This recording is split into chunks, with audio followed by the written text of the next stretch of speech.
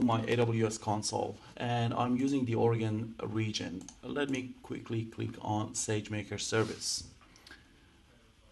In the dashboard, I have an overview of the notebook instances.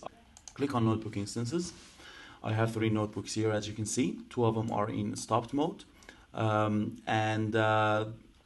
create a notebook instance super quickly, you can create a notebook instance by click on the create notebook instance and give it a name, define the type of compute to run on, either it's T2 or M4, or if you need GPU acceleration, you can use P2 instances.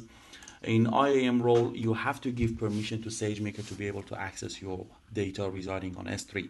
You can do that either by creating a role in IAM separately with granular access and permissions to your buckets, or you can quickly go through this wizard, which gives you options to either specify S3 buckets or any S3 buckets in your account, or eventually any S3 bucket that has SageMaker in its name, or object with SageMaker in its name, or a tag.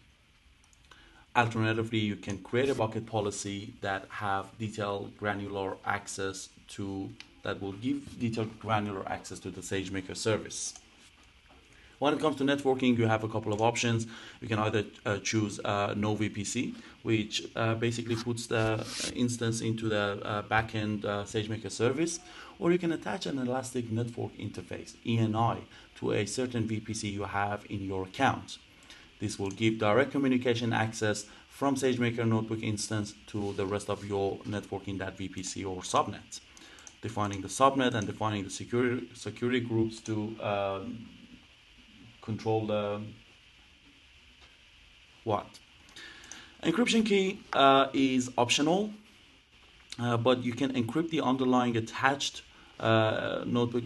The attached EBS volume that holds your data with a key, which you can specify the ARN of that KMS key here.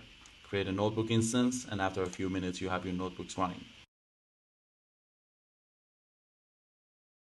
Let's quickly review one of these notebooks. I click on the open, super easy. I click on open, super easy. You have your notebooks in front of you.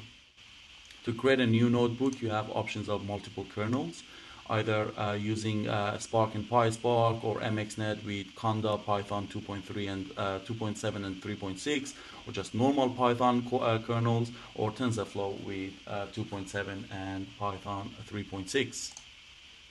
You can upload your existing notebooks. And SageMaker comes with a bunch of pre-built notebooks and detailed explanations of how to use SageMaker in code, either using Python SDKs, high-level SDKs, or using SageMaker API calls. I highly encourage you to have a look at these algorithms. We'll come back to them later, but to give you a quick example, here for example is the MNIST dataset multi-class classification using XGBoost algorithm in SageMaker. Narrative text, live code. For example, in this case, we are ingesting the data and then converting the data to the format that it needs to run for the training, and then training using SageMaker in SageMaker.